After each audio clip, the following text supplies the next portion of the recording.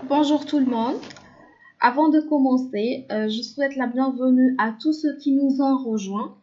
Aujourd'hui, nous allons voir les lois périodiques telles que l'affinité électronique, l'électronégativité et quelques définitions.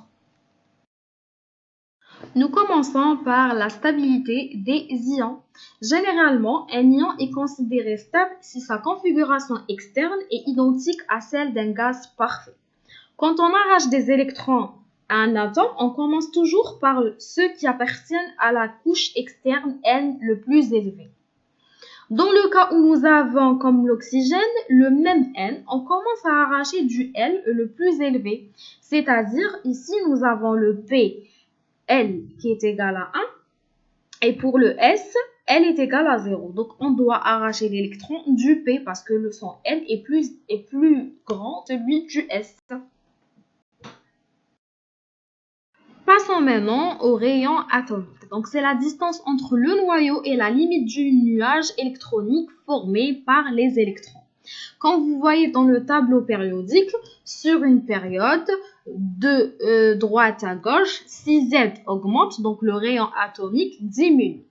Et concernant la colonne, de haut en bas, si Z augmente, alors le rayon atomique augmente. Ici, je vous montre comment calculer le rayon atomique de l'hydrogène et son unité, c'est bien le picomètre. Concernant les deux tableaux, donc vous avez le premier tableau pour la période, vous voyez le Z, il est en train d'augmenter et son rayon atomique, il est en train de diminuer. Concernant la colonne, donc vous avez son Z qui est en train d'augmenter et son rayon aussi en train d'augmenter.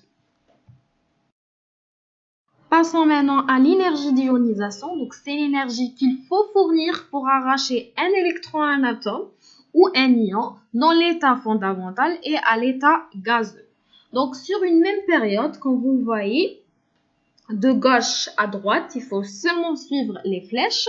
Nous avons si Z augmente, alors l'énergie d'ionisation augmente. Sinon, pour la colonne, si Z augmente, alors l'énergie d'ionisation diminue.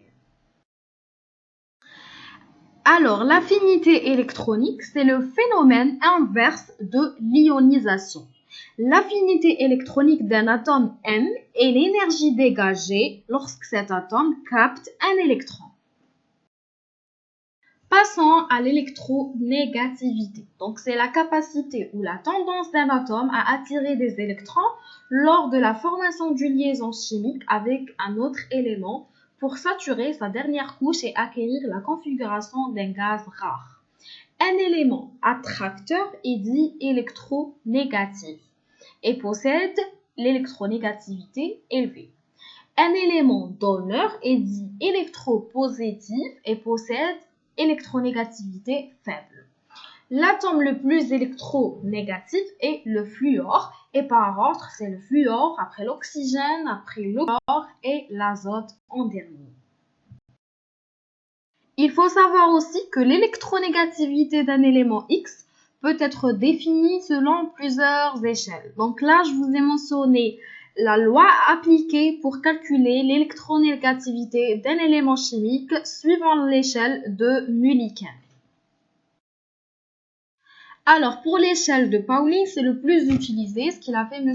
Pauling, il a bien fixé l'électronégativité du fluor, l'élément le plus électronégatif. Donc, ce que nous allons voir juste après dans le prochain diapo. Voilà un petit exemple sur le fluorure d'hydrogène, comment calculer l'électronégativité en suivant l'échelle de Pauling. Je vous montre ici quelques valeurs des électronégativités dans l'échelle de Pauling.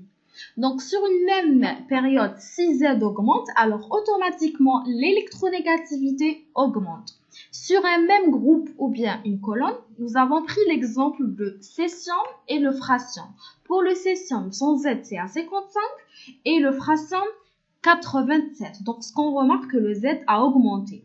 Concernant l'électronégativité de césium, c'est 0,8 et celui de francium, 0,7. Donc, ce qu'on peut conclure que sur une même colonne ou bien groupe, si Z augmente, alors l'électronégativité diminue.